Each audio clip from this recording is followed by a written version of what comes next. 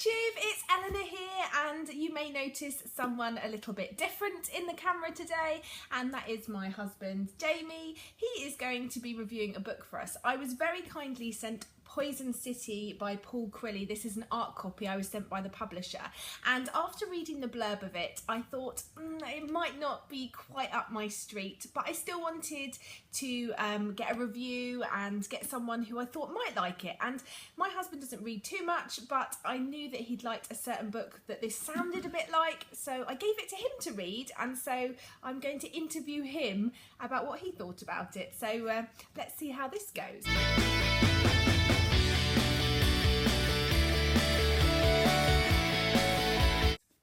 So do you want to introduce yourself to the lovely people? Hello, my name's Jamie and I don't really read books. He doesn't? So how many books do you reckon that you read a year? I would say probably on average read about 5 or 6 books a year, but probably most of those would be non-fiction.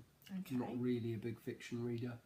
And when you do read fiction, what sort of fiction do you really like?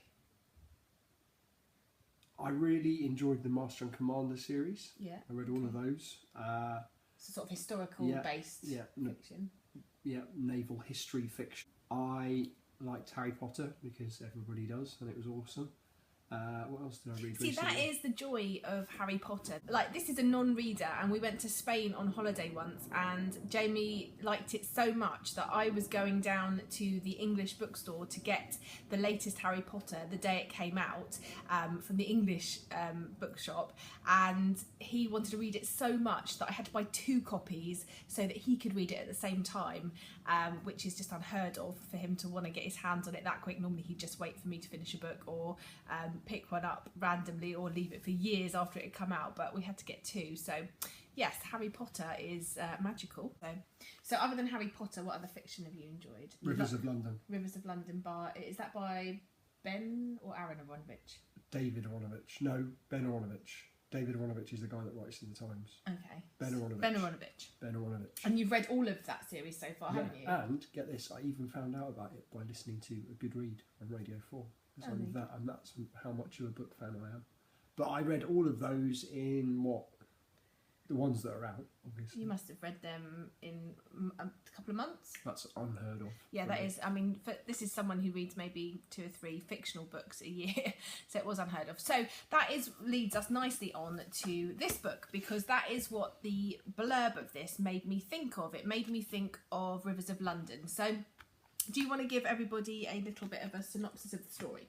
Yes, yep. This is about Gideon Tow, or London Town, as everyone else calls him, who is a British policeman in Durban, South Africa. But he's a policeman in the Delphic Division, which is kind of like the supernatural crime fighters. They are part of the Okra, which is the occult related crime unit, which must be Okru, not Okra, which is exactly that in South Africa. So they go around solving supernatural crime. Okay. That makes it sound like Scooby-Doo. It's not. Magic is real. Fairies are real. Gods are real. The God is real. A God is real. Your God, my God, whoever's God he is. Yeah. The devil is real. All of that is real. So we're just taking that at face value that that's yeah, real. Other than that, it's exactly our universe. You know, okay. It's modern. So are we just following him doing one big story, or are we following like numerous stories? So I think like a lot of these things, here's a little subplot, little initial case to get things warmed up on, set the scene, and then it goes into the big world's going to end.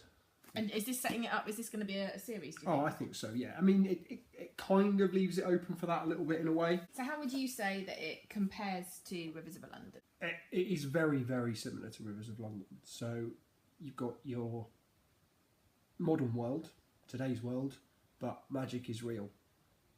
Magic is real and magic is bad for you. So if you do too much magic as a human, you die or get very messed up. There's a description in there about one of the guys from the Delphic Division who used too much magic and his chest turned into a window to another portal, and then eventually got sucked in through the portal. In Rivers of London, it just gives you a stroke or a brain aneurysm. Oh. Take your pick. I don't know which is worse. So magic is real. Magic is bad for you.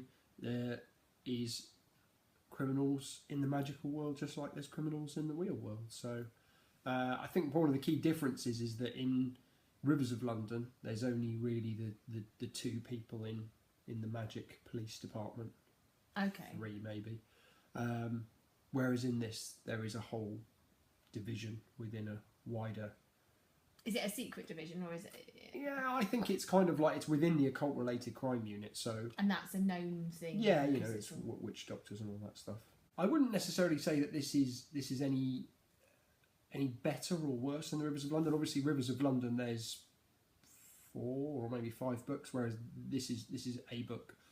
I think the plot in this is stronger than any of the Rivers of London books that I've read. It just seemed a better plot to me. So does I don't that read make it enough more to be interesting? able to be more literate about that in terms of more eloquent in terms of the way I describe it. But yeah, I really enjoyed it. What would you say were its like the best parts of it? What was the best bits for you? The human interaction in it was very well written. It Okay. felt like the way people speak to each other. Now, the guy who wrote it is Scottish, so maybe it's just a cultural similarity thing. But Gideon's boss is this northern lady, and I thought she was really well written. I won't give away too many spoilers, but she's a good character. Gideon also has a spirit guide that is a small mongrel dog, with so that which must be... he can have it's an alcoholic small mongrel dog, likes brown sherry, and they can talk to each other telepathically. And that's a really good literary device through the whole book, that they can have conversations between the two of them in their heads that the other people around can't hear. And I really enjoyed that. I thought that worked well. Was it kind of like a bantery thing going on? Yeah, very, very, very abusive. Lads. Was there much like abusive behaviour? Like, is there a lot of swearing and stuff in the book? Would you say? Yeah, I mean, I think that the plot really sort of explores the darker side of human nature. I won't talk too much about how it does that, because that would be sort of spoiling. Yeah. It wouldn't spoil the whole book overall, but it would spoil a good. I think you get about a third of the way into it before all that starts to sort of unfold itself. I didn't like some of the action sequences. Why was that? I don't know. I just felt them like they were a bit clunkily written. Like, he grabbed his Glock 9mm sub-automatic pistol and slid it into his. It was just a bit over the top. A bit too... Didn't feel like it flowed as well as the rest of the writing in the book for me. So he excelled more at the conversational side of it rather than the action. Yeah, the rest of it felt very natural and I think that all the characters were well written. It really worked for me. The one thing that I really didn't get, and this isn't a spoiler because it's talked about right at the beginning of the book, is here's this guy. He's been a policeman for a very long time. He drinks a lot. He has a lot of problems due to stuff that's gone on in his life, which I won't talk about because it would spoil it. But for some reason, he talks about him wearing Gucci suits and Dolce & Gabbana and all things like that. But then he drives a tatty old, I believe it's described as an ancient faded green Land Rover. It didn't really all fit together, that bit. It wasn't odd that he spent a lot of money on clothes. It was odd the clothes that he chose to spend a lot of money on. They didn't, don't associate being a policeman in Durban, South Africa. And maybe that's like his little twist. I hope they leave that out when they make it into a film. Bias. I think they'll definitely make this into a film. It would make a cracking film. You think it'd make a good film? Yeah. The vampires in it, there's vampires in it, that's not a spoiler. They are awesome. So there's different types of vampires who have like different traits, that's really good. There's angels in it, again that's not a spoiler, but they were pretty cool. I think if I had one other criticism of it, it would probably be that towards the end it felt like there was one or two of what I would call sort of false summits, where it seems like it's come to a conclusion and then it's not actually all wrapped up, so we've got to go on and do a little bit more. Oh, okay, yeah. Sort of ramping it up and up and up. And it didn't need that because it wasn't like it would have been too short without it. You think that they could have just skipped a few of those? Could have cut a bit of that out and it probably would have made it a better book. It wasn't a massively long book. It was about 340 pages, so it's not a massive long book. you don't use Goodreads because you don't read that much and you don't tend to use it, but we all use Goodreads, and we would rate a book between 1 and 5 stars. So 1 generally for me is a DNF where I didn't finish it. 3 is an okay read that, you know, I would sort of recommend but I didn't love. 4 is a really good book that I would recommend, and then 5 is one that blew me away. So what would you give this one? 3.5. 3.5. Solid 3.5. Okay. If you weren't allowed to give half ratings. Right, but I am, aren't I? So it's fine. Well, you can't, no. What? On Goodreads you can't give half I'm ratings. not on Goodreads. Okay, so you're going... I give it 4. No, but what I'm saying is you can rate it 3.5, but if you were forced to round it up or down, would you round it up or down? I'd round it up. 3 would be very harsh, I think. So you think it's a good But read? 4 seems maybe a little overly generous. And what, who would you recommend it to? Like, if you liked Rivers of London, you'll like this. I did find initially that all I did for the first 30 pages was compare it to Rivers of London, but there's so much that's similar about it that you just can't not do that. I can't honestly imagine that if you didn't like Rivers of London that you would like this, unless you really had issue with the writing. I don't read a lot, as we've mentioned numerous times, so I don't critique the writing, but it didn't feel difficult to read at all, so I presume that means it's pretty well written. yeah, readable. Yeah. Yeah, okay.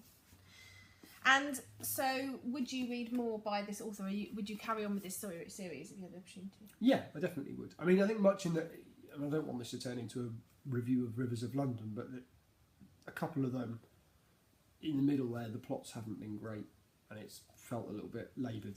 But I enjoy the characters, and you know, I think there's a lot of potential there, so I've stuck with it. This, I don't feel that would be an issue. I feel like I could quite happily just get stuck into a second book.